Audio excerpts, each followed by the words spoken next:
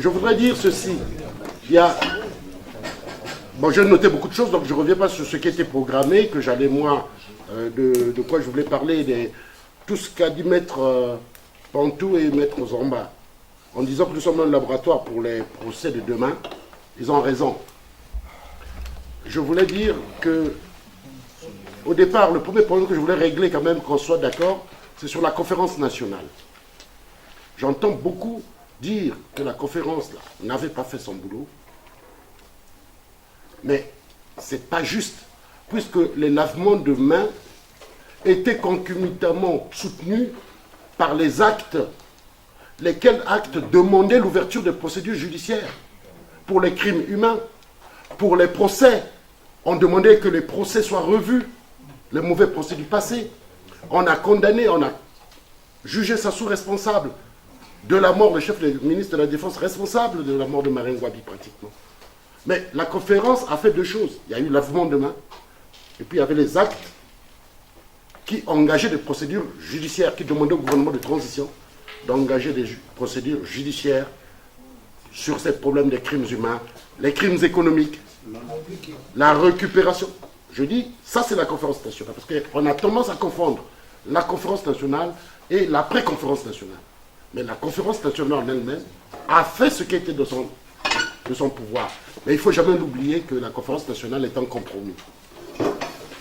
Ceux qui pensent que la conférence nationale avait fauté, c'est simplement parce qu'ils ignorent que c'était un compromis dès le départ. Et tout ce qui a été obtenu là-bas, c'était presque à l'arraché, contre des forces qui étaient là. Ceux qui ont fait la conférence, ce sont les syndicats. Et les syndicalistes et les militaires, c'était les deux piliers sur lesquels reposait la conférence nationale, les militaires et les syndicalistes. Les deux là, les deux groupes qui tenaient la conférence, donc qui mettaient s'asseoir à genoux, avaient déjà trouvé des compromis avec la France, les pétroliers, tout ça, à tel point que les forces du changement de la conférence nationale pouvaient décider ce qu'ils voulaient, mais les militaires, les syndicalistes étaient engagés dans une voie. On nous a dit même dans la salle, un président ne sortira pas de cette salle. Donc, voyez-vous, jugez ça avec beaucoup de distance pour comprendre pourquoi demain on risque d'avoir les mêmes contraintes, les mêmes problèmes. Donc, je voulais le dire. L'autre problème que je voulais dire, et c'est Serge qui l'a évoqué, du temps de la conférence nationale, la quasi-totalité des instruments et des outils internationaux qui existent aujourd'hui sur les problèmes des crimes humains et les problèmes de la corruption et des crimes économiques n'existaient pas. N'existait pas. La Convention nationale, la Convention des Nations Unies contre l'impunité et la corruption intervient bien après. Et le Congo n'y rentre qu'en 2006, a ratifié et signé en 2006. Mais toutes les dispositions internationales ont commencé à partir de 93-94. Vous regarderez les dates, vous vous référerez. Avant ça, il n'y avait que les règles sorties de la guerre mondiale qui parlaient des génocides et des crimes humains qui étaient très définis. Et puis il y avait des dispositions qui n'existaient pas. Aujourd'hui, on a comment on appelle ça, universelle, la compétence universelle, qui n'existait pas à cette date-là. Donc, même quand vous regardez les instruments des Nations Unies, à la conférence nationale, il n'y en avait pas à utiliser. Ça, il faut le savoir aussi que c'est pourquoi nous anticipons, parce que maintenant il y a des outils. Il est anormal que les procès des Congolais ne puissent pas aboutir parce qu'on a des cas. On fait semblant comme si on a l'affaire du Beach, qui depuis 20 ans est bloquée. Mais pour plusieurs raisons. Certainement parce qu'il y a la main noire politique française, mais surtout aussi parce qu'il y a des problèmes des victimes. Toutes les victimes désignées au départ se sont rétractées, influencées par-ci, par-là. lorsque dans ces choses-là, vous n'avez pas les victimes, eh bien, vous ne pouvez pas aller plus loin dans les procès, il faut le savoir. On a besoin aujourd'hui, nous, d'anticiper. Quand on parle de génocide du Poul, je parle à ceux qui soutiennent des thèses et des livres là-dessus. Eh bien, c'est le moment est venu de trouver les victimes, de trouver les parents des victimes pour cette affaire-là. Parce qu'il ne faut pas que demain, lorsque Sassou est viré de ce poste-là, il ne faut pas qu'on tergiverse, qu'on dise qu'il y a une mauvaise foi, mauvaise volonté. Et il faut que ceux qui... C'est pourquoi nous faisons ce travail. On dit, mais non, mais mobilisons-nous, bon sang. Mobilisons-nous pour que quand on dit affaire de Chakona, eh bien, on doit documenter. Maître Pantou nous a dit, il faut documenter. Parce que vous savez, quand cette roue-là tourne, les gens effacent beaucoup de preuves. Beaucoup de traces s'effacent. On a besoin, dès à présent, d'accélérer la collecte des données. Je remercie mon doyen Nsangou qui est là, qui fait un travail sur les victimes des guerres. Il faut qu'on le sache. Mais par contre, dans le fond du sujet, la justice transitionnelle, il y a aussi là où une méprise que j'ai entendue. Ce n'est pas le tribunal de la transition seulement. Il y en a qui te parlent de justice. Le mot justice a finalement troublé un peu la tête en pensant qu'au tribunal. La justice transitionnelle comprend deux catégories de mesures. Des mesures judiciaires et des mesures non judiciaires. Mais tout ça au service de ce que disait Maître Balonga au départ. En réalité, on se pose des questions qu'il faut se poser pour dire comment on fait si ce monsieur-là tombe, le régime-là tombe, comment on fait pour aller sereinement et de façon apaisée vers un nouvel État, qui soit un État de droit. Comment on fait? Eh bien, c'est pourquoi dans le tableau, vous voyez, on parle de réforme institutionnelle, justice, sécurité, institution. C'est impossible, effectivement, c'est des questions qu'on doit se poser. Ceux qui iront en transition doivent savoir que le premier point qu'ils vont avoir, c'est la police, c'est la justice. Qu'est-ce qu'on fait? Nous sommes ici pour essayer de répondre à ces questions-là. Est-ce que la police, en général, on dit il y a des épurations, des machins, on fait des tri, il y a des corps de police qu'il faut dissoudre, les communes, je ne sais pas quoi, à Brazzaville, il y a une police parallèle là qu'il faut dissoudre. Mais pour les dissoudre, il faut les connaître. Donc ça nous oblige, nous, à dire qu'est-ce qu'il y a aujourd'hui comme disposition policière à Brazzaville, pour que si nous voulons aller dans une république saine, qu'on n'emporte pas ça. Il faut qu'on enlève. Notre travail, à mon sens, c'est de travailler ces choses-là pour qu'on puisse se dire, en matière de justice, ce n'est pas toute l'institution judiciaire qu'il faut changer. Mais on peut dire, ben tiens, peut-être qu'il faut des mesures transitoires pour le temps qu'on ait une justice, qu'on puisse revisiter un peu les juges, comme il disait, les formations des juges. Et on disait, je prenais l'exemple de la Centrafrique. Récemment, en 2014 et puis jusqu'à aujourd'hui, là-bas, ils ont trouvé une formule médiane qui est bonne, mais me paraît bonne. On parle de cour pénale spéciale en Centrafrique. Mais quand vous regardez la démarche, comment on fait pour en arriver là, on se dit, ouh là là, il faut qu'on se prépare dès maintenant. Il y a d'abord eu une cellule d'enquête et d'investigation chargée de regarder quels sont les grands problèmes humains dans ce pays-là. Eux, ils avaient une date butoir, hein, ils étaient jusqu'à depuis 2002. Mais rien n'empêche de reculer le plus longtemps possible. Et tout de suite, ils associent des experts internationaux qui participent à cette cellule qui regarde tout. Et cette cellule a abouti à la création d'une cour pénale spéciale, qui est centrafricaine, mais à l'intérieur de laquelle il y a des juges qui viennent d'ailleurs, africains, machin. Ils viennent. Ce n'est pas la CPI. Pourquoi? Parce que la CPI a tendance à ne s'occuper que des hauts responsables des pays. Et eux, ils s'étaient rendus compte que, à part les hauts responsables, il y a tous les responsables de crimes dans le pays. Et c'est pourquoi ils ont pris cette formule de cour d'appel spéciale qui comprend en son sein des juges venus d'ailleurs et des juges centrafricains sur un mandat de 5 ans renouvelable. Et il y a un juge d'instruction qui est centrafricain, un procureur qui est centrafricain, il y a des juges d'instruction qui sont à la fois d'autres centrafricains, d'autres africains, d'autres européens qui choisissent sur des bases précises, et ils sont en train de travailler. Vous avez suivi là, il y a eu des condamnations encore là, le chef des Balaka, des anti-Balaka. Mais c'est cette cour-là qui fait son travail, sereinement. Et ça a calmé la tête des gens, parce que les Bozizé étaient déjà listés, cités dans cette cour-là. C'est parmi les choses qui permettent aujourd'hui une accalmie en Centrafrique. Il y a ce travail de cette cour-là. Donc on veut dire que nous, le Congo, demain, on a la même question, la justice, les policiers, qui va faire quoi. C'est là où on a besoin d'esquisser des voies, des chemins. On est capable de commencer à regarder les bonnes expériences, les bonnes pratiques, et voir comment ça peut se passer que le Congo prenne cette voie, en sachant que l'objectif fondamental, pour terminer, notre objectif fondamental, c'est la fin de l'impunité. Et il y a quelqu'un qui l'a dit, la non-répétition de ce qui s'est passé, mais également, dans le titre de la réunion aujourd'hui, il y avait le problème de réconciliation nationale. La question qui est posée là, sur les réparations, elle est importante. Il y a des réparations symboliques, lorsqu'on ne peut pas faire. Mais la recherche de la vérité, c'est des choses fondamentales. Comment on fait? Est-ce qu'on prend le modèle sud-africain? Le modèle sud-africain, c'est sur la recherche de la vérité, parce qu'on ne peut pas rester comme ça, on ne sait pas si les enfants de Massamba Deba ont besoin de savoir qu'est-ce qui est arrivé au corps de leur papa. Ils ont le droit de le savoir. Et comment nous on fait pour documenter tout cela? Parce que le problème se pose aujourd'hui en termes de documenter. On a souvent fait la politique sans support. Ça, il faut le savoir. Que nous parlons de beaucoup de choses, mais quand vous allez regarder, on n'a pas les supports. Et l'objectif aujourd'hui, c'est de dire, mais comment on fait pour que ces choses-là, qui apparaissent anodines, où on en parle verbalement, mais il faut que ça devienne concret. Et tout de suite. Parce que la transition de 92 n'a pas été juste, en fait. Vous savez, il y a un acte là pour les réparations. Il y en a qui ont été réparés. Des militaires qui avaient quitté l'armée, le sous-lieutenant, qui se sont retrouvés après la conférence nationale colonel, réhabilités.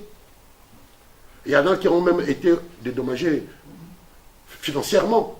Vous ne le savez peut-être pas trop, mais pendant la transition, ceux qui venaient toquer derrière la porte de Milongo, ils avaient l'acte dans la main et chacun avait sa liste de biens.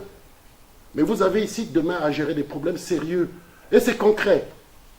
Que fait-on quand vous voyez qu'un quartier comme Bakongo, Mongali, plateau de 15 ans, le régime, dans sa vocation de domination, a créé carrément un système où les parents, les enfants, ils ont racheté des parcelles de tout le monde dans ces quartiers, histoire de déstructurer. Parce que les quartiers qui étaient habités par des anciennes personnes depuis longtemps, comme plateau de 15 ans, quand tu étais gamin, tu retrouvais les mêmes amis, les mêmes familles étaient là, il fallait les séparer.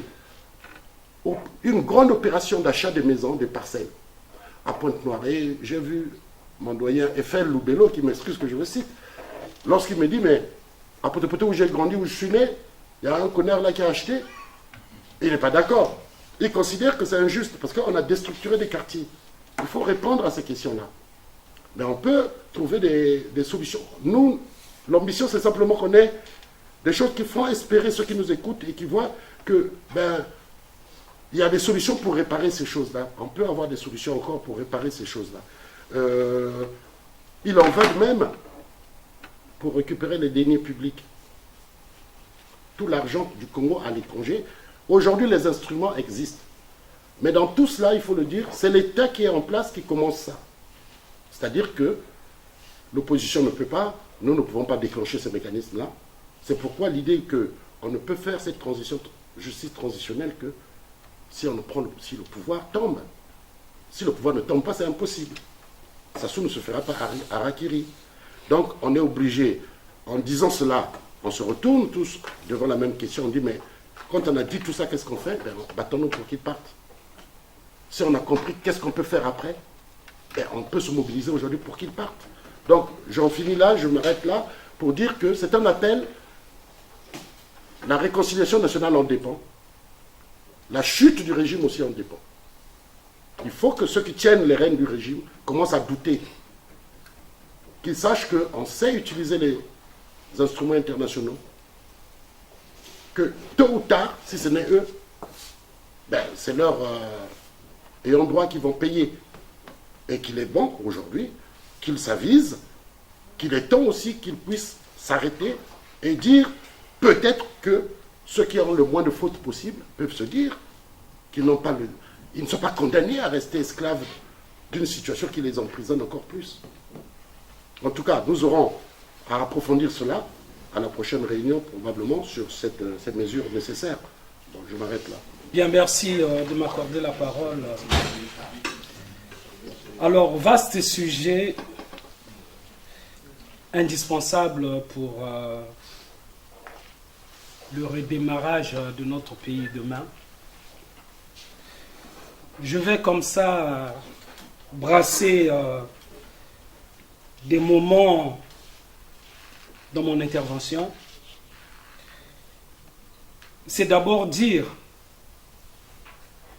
que c'est le Kimuntu si cher à Kimpwanza, mon organisation de base, qui anime mes convictions, qui ne sont peut-être pas des certitudes, mais en tout cas, c'est des convictions. C'est des convictions qui reposent sur le fait que la justice est indispensable comme sentiment chez chaque Congolais qui aura été victime pendant toutes ces longues années de dictature et de tyrannie. Il faudrait qu'au sortir de cette période de transition, que les uns et les autres aient le sentiment d'avoir été écoutés, d'avoir été entendus,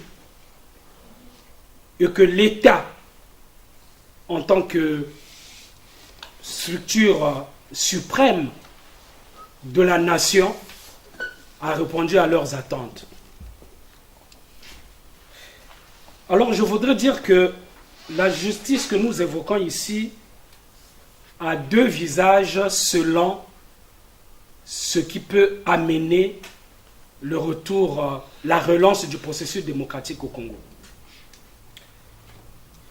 Si le pouvoir actuel tombe par un compromis historique qui releverait de la paix des braves, même si cela peut être illusoire ou utopique, mais c'est un postulat. Si le pouvoir tombe par un compromis historique, la force et l'implacabilité de la justice ne sera pas la même que si cette dictature tombe par un dégagisme à l'actif des forces populaires. Je voudrais dire par là que si d'aventure le régime actuel persiste dans sa violence au quotidien, persiste à s'accaparer du pouvoir ad vitam aeternam, et que le peuple ou que des citoyens, quels qu'ils soient, réussissent à dégager ce pouvoir, c'est une autre manière de faire la justice qui prévaudra. Parce qu'à ce moment-là, il n'y aura plus à trouver des circonstances atténuantes.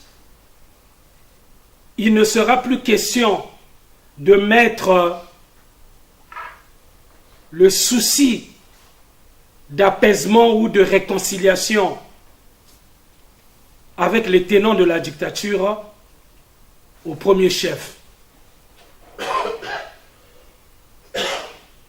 Donc, dans tout ce que nous faisons, depuis que nous avons commencé même de par les institutions à mettre en place, et il y a un aîné qui n'est pas là, qui l'avait souligné, que cela, tout ce que nous faisons, toutes les propositions que nous faisons doivent avoir deux volets. Les postulats doivent avoir deux aspects. Selon que le régime de Sassou est dégagé par la force, ou selon que ce régime part à la suite d'un compromis. Les décisions qui résulteront de la manière de transformer notre pays ne seront pas les mêmes. Disons, la force ne sera pas la même. Parce que quelqu'un qui viendra dire « J'ai tué, je le regrette, je vous demande pardon », vous n'aurez pas le même regard face à lui que celui qui continuera à nier devant les évidences. Alors, je ne suis pas pour une cour pénale internationale.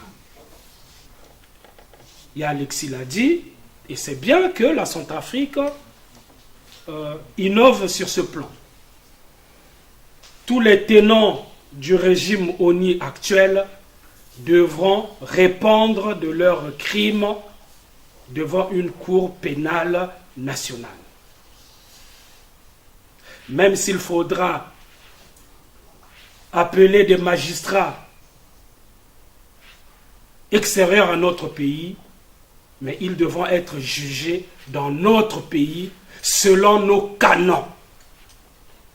Et en parlant des canons, je voudrais dire que n'oubliez pas que nous serons dans une situation extraordinaire. Ce que nous vivons aujourd'hui, depuis hier jusqu'à aujourd'hui, ce sont des situations particulières. Et le jour où nous allons enfin avoir la possibilité de remettre le pays à l'endroit, nous serons également dans une situation particulière. Donc, à situation extraordinaire, des mesures extraordinaires. J'ai envie de dire des mesures révolutionnaires. Pour ma part, je suis un révolutionnaire parce que pour moi, il faut une révolution dans notre pays. Et réussir à mettre fin à cette dictature, c'est une révolution. L'apaisement, il y a Alexis, je ne voudrais pas être naïf et croire que ce régime puisse tomber, même par un compromis historique, et entraîner un apaisement. Il n'y aura pas d'apaisement au moment où nous jugerons tous ces actes. Ce n'est pas possible. Ce n'est pas possible.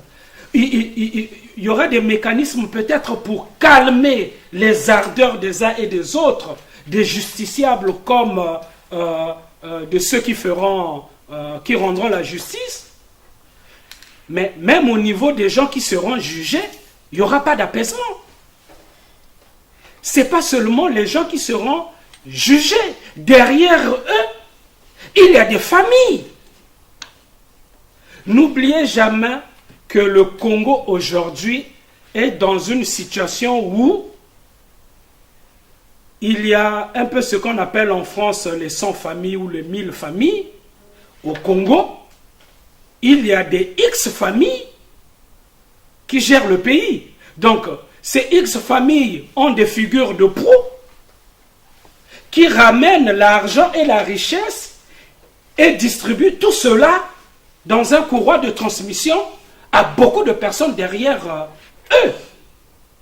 Et quand on va juger les figures de proue, vous croyez que les familles, les cousins, les nièces, les makangou vont être dans l'apaisement?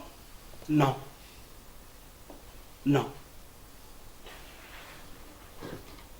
Je rajouterai encore que dans cette justice transitionnelle, il y a la responsabilité individuelle,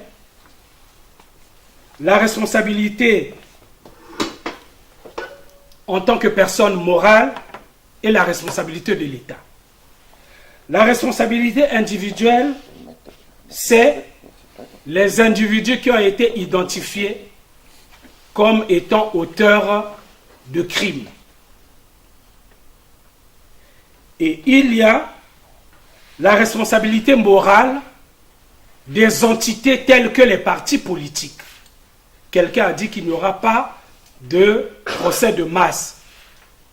Mais évidemment, il y aura procès aussi des entités morales. Il faudra s'interroger si le MCDDI en tant que parti politique, si l'UPADS en tant que parti politique, si le PCT en tant que parti politique n'est pas responsable de crimes. C'est une interrogation. Et ça, c'est au niveau donc des personnes morales qu'il faut dissocier de la personne physique. Et ensuite, il y a l'État. L'État congolais que nous tous hériterons. Et avec la continuité de l'État, l'État sera rendu responsable de certains crimes. Je vous donne un exemple. L'opération contre les ressortissants de la RDC. Il se peut qu'il y ait eu des crimes qui ont été commis vis-à-vis de ces personnes-là. On ne jugera pas un individu, ce sera l'État qui sera rendu responsable de ces crimes. Alors, pour finir, je rajouterai qu'au niveau des réparations, les réparations doivent être aussi individuelles. Pour les individus qui ont été reconnus victimes, les réparations devront être territoriales. Pour les territoires qui peuvent être un village, nous avons tous en mémoire Ikonongo, nous avons des milliers des centaines de villages, de localités dans le sud du Congo. Il faudra reconnaître également les torts, les préjudices causés à ces entités-là, territoriales. Et donc leur rendre justice, leur donner aussi des réparations. Et puis il y a sûrement des réparations à trouver aussi aux personnes morales. Pour prendre l'exemple des frères de la RDC, si une association des ressortissants de la RDC au Congo-Brazzaville existe, si on ne peut pas réparer individuellement ces gens qu'on a expulsés manu militari, peut-être en commettant des crimes, eh bien, la réparation pourra aller vers une entité morale qui serait, par exemple, l'association des ressortissants de la RDC. Donc, je termine par là pour dire qu'il nous faut évidemment réfléchir, creuser et prendre à bras le corps cette affaire de justice transitionnelle et des réparations en évitant d'être trop soupolé, de ne pas chercher à trop ménager la chèvre pour le seul souci de la réconciliation nationale et de l'apaisement. Merci. Bon, parce que pour moi, la justice transitionnelle, effectivement, ça est arrimé à la transition sans cesse. Et donc, il y a plus ces problèmes de comment on va faire, mais le tyran est toujours en place, etc. etc. Donc ça, c'est des choses, pour moi, qui étaient acquises. Et donc, je me disais que le projet politique qui nous anime, c'est celui de reconstruire, de construire la République, une République une et indivisible, et pour ce faire, cette perspective place l'autorité judiciaire au centre des institutions de l'État. Non pas pour faire faire une république, construire une république des juges, mais pour construire un pouvoir judiciaire incontestablement indépendant et qui s'appuie sur un corps de textes, de lois et d'une constitution qui, elle, est une constitution démocratique. Bien. Alors, la justice transitionnelle, pour être efficace et équitable, devra donc être adossée à une constitution démocratique, celle incontestablement de 1992, même si elle doit être rénovée au cours de la transition. Alors, quelle justice pour Sassou Nguesso, les responsables donc, de la dictature, vu l'état de la déliquescence et de l'aliénation des institutions judiciaires, nous devons au préalable procéder à une qualification des différents actes criminels et délictueux afin de judicieusement les traduire devant des juridictions appropriées. Alors, pour moi, je pense, d'une part, que les procès ne seront pas collectifs. Aucun groupe social, de quelque nature que ce soit, ne sera poursuivi collectivement. Et les personnes inculpées pour des crimes ou des délits répondront à titre personnel et seront sanctionnées individuellement au regard donc des délits et crimes commis, cela avec équité, et c'est la seule garantie de justice et de loyauté qu'on pourra leur apporter. Alors, évidemment, la transition n'éprouvera absolument pas de compassion, alors c'est les histoires de lavement des mains, etc., de compassion à l'endroit des coupables, ni remords, ni jérémiade, et encore moins le pardon, ne seront recevables. Alors, il faudrait, par conséquent, des tribunaux adaptés, que ce soit des juridictions nationales et ou des institutions internationales. Et moi, ce que j'ai fait, c'est que j'ai répertorié 5 types de qualifications en fonction donc de la nature des crimes et des délits, mais aussi du positionnement de ceux qui ont commis les crimes et délits dans le processus de prise de mesures et d'exécution des décisions. Alors, dans la première série, donc, je pensais que, compte tenu de la gravité de l'étendue des crimes de sang, viol, torture, meurtre de masse, de crimes économiques et financiers, détournement et blanchiment de fonds publics et corruption, et de nombreux délits pénaux commis par Sassou Nguesso et ses donneurs d'ordre. Les donneurs d'ordre, c'est le chef d'état-major général, le chef d'état-major de la garde présidentielle, mais aussi les directeurs et conseillers spéciaux à la présidence, devront être qualifiés, à mon sens, de crimes contre l'humanité et de génocide. À ce titre, et face aux enjeux, il faudrait faire probablement appel aux juridictions internationales, CPI, Cour de la Haye, etc., qui seront d'un grand intérêt pratique. Alors, la deuxième série, moi, qui porte sur les juridictions nationales, vise, premièrement, les militaires, les miliciens et policiers coupables de crimes et délits contre les populations civiles et qui devront être jugés et lourdement sanctionnés par des tribunaux correctionnels ou des cours d'assises Alors, je ne suis pas juriste. Ça, c'est des choses que je balance un peu.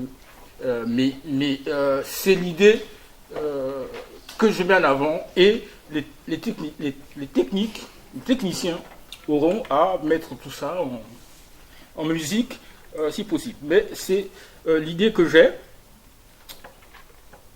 Alors, ces juridictions pourront faire appel à l'aide des cours de justice des États africains ayant l'expérience en la matière, Sénégal, Burkina Faso, etc. Alors, la troisième série concerne les nombreux criminels en col blanc, ministres des différents gouvernements, présidents et membres du bureau du Parlement, coupables de crimes économiques et financiers et de délits pénaux et qui seront poursuivis dans des juridictions politiques. Le quatrième groupe, donc, constitué de députés et maires coupables de crimes financiers et économiques, détournement de fonds, démunicipalisation accélérée, devront être jugés au plus près des citoyens dans des tribunaux correctionnels locaux, y compris par des cours d'assises. Et enfin, la dernière série, constituée par une juridiction administrative où on mettrait tous ceux qui ont commis des crimes économiques et financiers par les directeurs de différentes administrations, des organismes et entreprises d'État, coupables et complices de détournement et de corruption, ce qui nécessitera la mise en place d'instances d'audit. Elles devront certainement faire appel à des cabinets d'expertise internationaux. Évidemment, on ne peut pas ne pas aborder, effectivement, pour la justice transitionnelle, l'aspect réparation ou compensation aux victimes. Mais bon, j'ai suivi un petit peu là une partie des débats. C'est un problème très très difficile. Et compte tenu du fait que Sassou et son régime ont été responsables de crimes de tous ordres, meurtre de masse, tuerie ciblée, enlèvement, torture, séquestration, disparition. Bon, c'est pas à vous que je vais l'apprendre. Et de deux, procéder à des destructions massives des localités, et ce depuis la nuit des temps, avec l'écueil, effectivement, la difficulté à définir le périmètre spatio-temporel, l'espace géographique concerné et la période. Il y a déjà eu des débuts de débat. Est-ce qu'il faut remonter à 58 ou partir de 91? C'est un vrai problème, d'autant que pour moi, la transition doit régler le problème post-destitution du régime, et donc probablement repartir jusqu'en 91 pour la transition. Après, effectivement, peut-être qu'il faudrait mettre en place une convention qui étudie, on en a évoqué un peu, avec des juristes, mais aussi des historiens qui font le bilan de l'ensemble des problèmes qu'a connu le Congo, parce que c'est pas possible dans le cadre d'une transition qu'on ait à régler la totalité de ce problème, de la mémoire et qu'est-ce que j'ai vu, mémoire et mémoriaux. Enfin bon, c'est pas possible compte tenu du fait qu'on veut que la transition ait une durée convenable, pas qui dure indéfiniment. Mais c'est des problèmes réels. Il faudrait les aborder. Alors moi, pour terminer donc, en tout état de cause, aucune réparation ni compensation ne peuvent soulager tant de drames et tant de malheurs des populations. Le seul acte qui vaille est de l'ordre moral et symbolique. Premièrement, la transition doit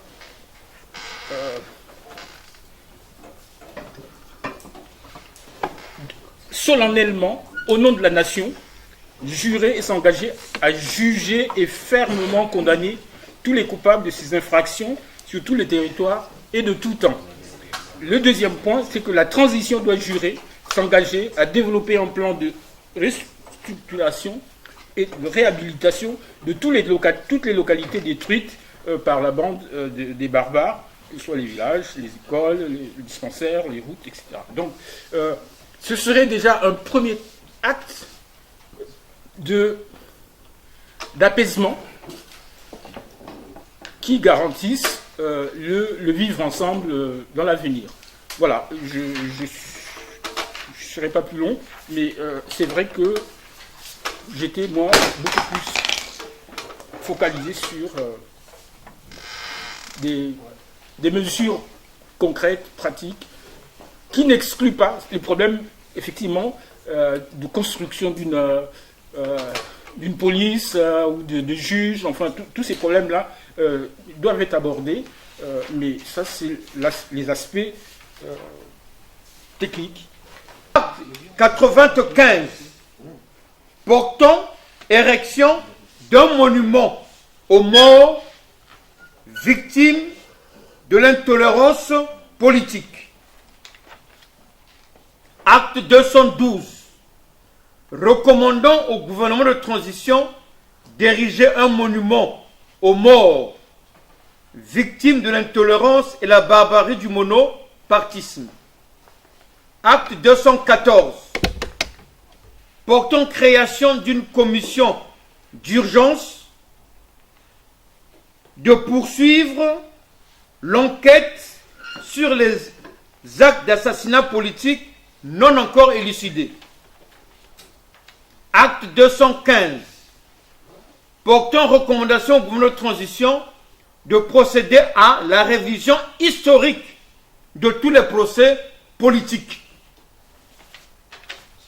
Acte 216, portant réhabilitation des victimes de l'intolérance du monopartisme et ordonnant la restitution des dépouilles mortelles aux familles.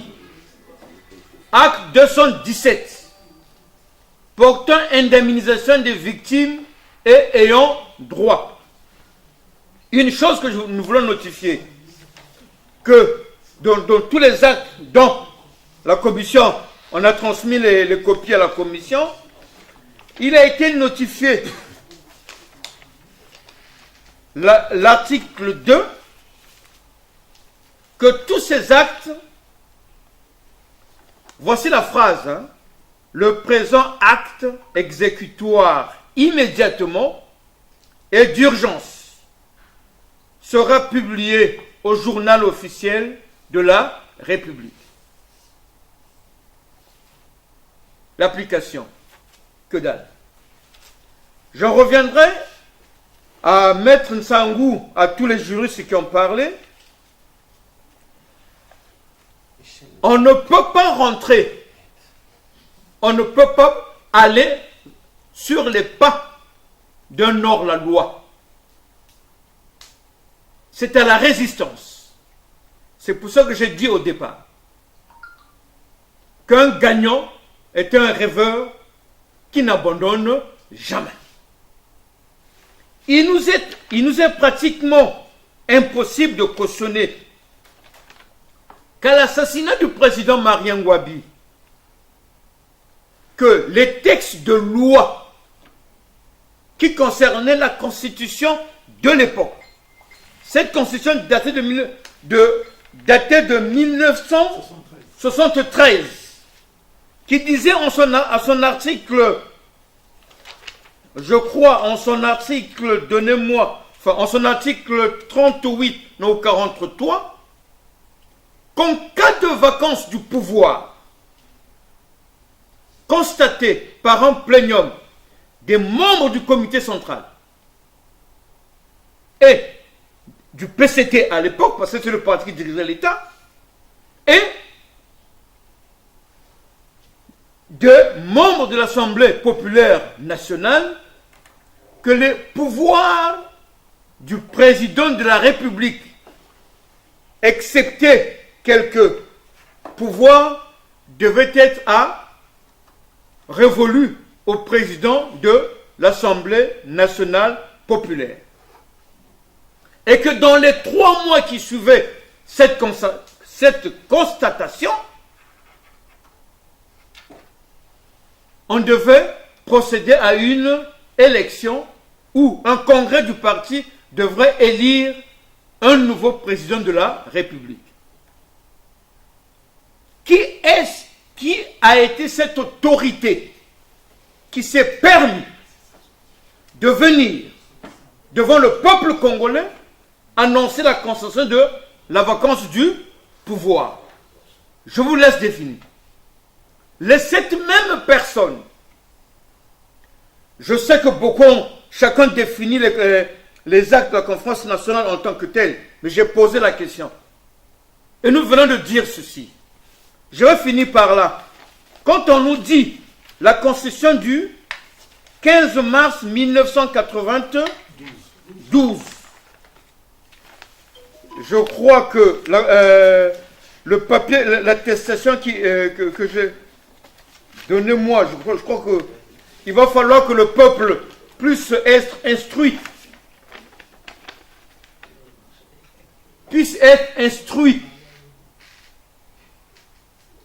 Parce que la connaissance, c'est l'une, comme on a dit, la parole doit faire trembler le gars.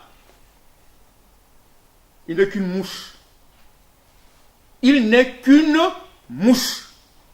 Qu'il soit tenu ou soutenu par la France-Afrique, il n'est qu'une mouche. Vanité de vanité. À qui revient le pouvoir de, selon la Constitution de 1992, dont le peuple était arrivé à voter à plus de 90%. 92. Même si même nous, certains d'entre nous, nous étions à l'étranger, on nous avait pas donné la possibilité de participer à ce référendum. La Constitution est, on l'a dit, de quel droit revenir au pouvoir, il s'est permis de balayer cette Constitution pour venir remettre un acte fondamental. Soyons sérieux. Je vais me permettre aujourd'hui, devant l'auditoire et devant les spectateurs, devant la communauté internationale, de lire l'acte pour que ce petit jeu, ou en 2021 élection, que ce petit jeu-là soit pris de court. Ce papier, monsieur, le sieur Kanidoyo, tyran du Congo, connaît bien l'existence de ce papier-là. C'est un papier intitulé « Pouvoir afférent ». Le président de la République, je sous-signais, professeur Pascal Lissouban, président de la République du Congo, Brazzaville, ayant domicile l'adresse située, agissant d'autre part en conformité avec les dispositions pertinentes de la Constitution du 15 mars 1992 et prenons en compte l'avis du professeur Jacques-Yvon Morin, consulté sur mon immunité en tant que chef de l'État et de la République du Congo. Prenons également en compte les intérêts du peuple congolais et des préjudices graves subis par ce même peuple à l'occasion du coup d'État et des guerres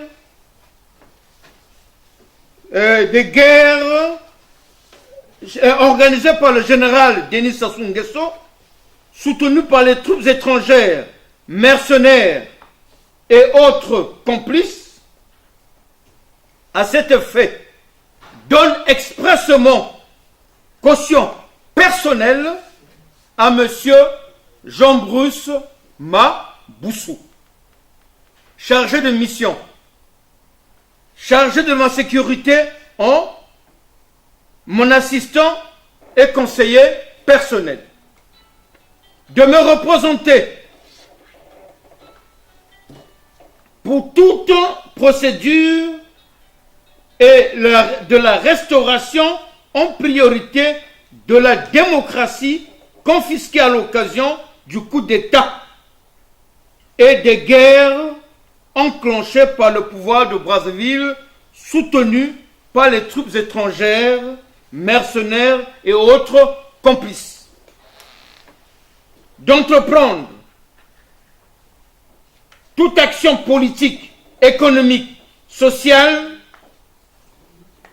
et de négocier, de statuer tout contrat dans le but de la restauration de la légitimité des institutions issues des élections, des instructions du 15 mars 1992 qui établissent et du rétablissement de la paix, de la justice et de la sécurité au Congo-Brazzaville. En attendant la restauration de la légalité et la légitimité normale au Congo-Brazzaville, et à titre exceptionnel, M.